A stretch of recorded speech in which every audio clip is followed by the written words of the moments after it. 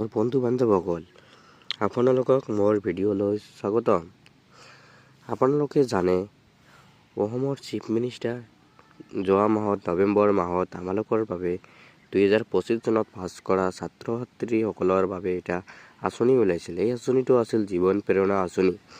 এই আঁচনি মানে হ'ল যিসকল ছাত্ৰ ছাত্ৰী 2025ত চৰকাৰী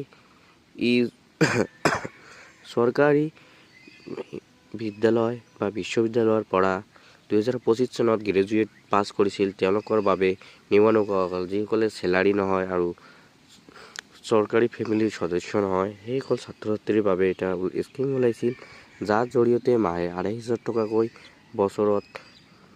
এক বছৰত 30,000 টকা দিব। মাহেকৈ 2,500 টকাকৈ এবছৰ 12 মাহত দিব। 12 মাহত টোটেল 30,000 টকা পাব। এই স্কিমত বহুতো ছাত্ৰ ছাত্ৰীয়ে এপ্লাই কৰিছিল। এপ্লাই কৰাৰ পিছত নেক্সট ষ্টেপসমূহ কিছুমান ছাত্ৰ ছাত্ৰী নাজানে। মোক বিভিন্নজনে মোৰ বন্ধু বান্ধৱে কল কৰিছে, খবৰ লৈছোঁ।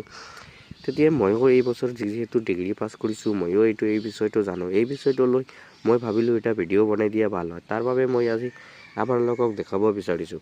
আপোনালোকে পোনপ্ৰথমে আছাম ডিটেইলছত গৈ লগ ইন কৰিব।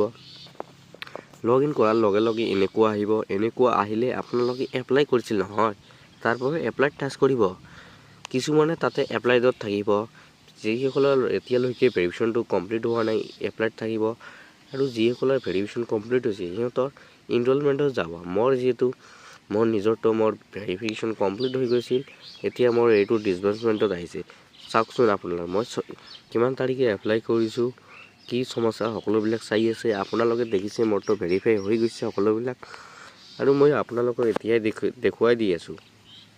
মোৰ যিটো আছিল এইটো মই 6 তাৰিখে ছাবমিট অনলাইন কৰিছোঁ নৱেম্বৰ মাহৰ। মোৰতো এতিয়া সকলোবিলাক ভেৰিফিকেশ্যনে কমপ্লিট। যিহেতু মই একো ভুল কৰা নাই, কলেজতো ডকুমেণ্ট ছাবমিট কৰিছোঁ, সেইবাবে মোৰতো হৈ গৈছে।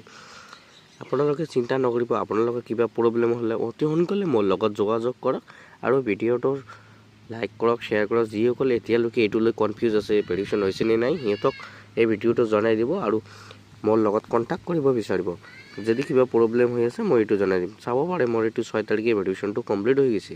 চিন্তা নকৰিব কোনেও।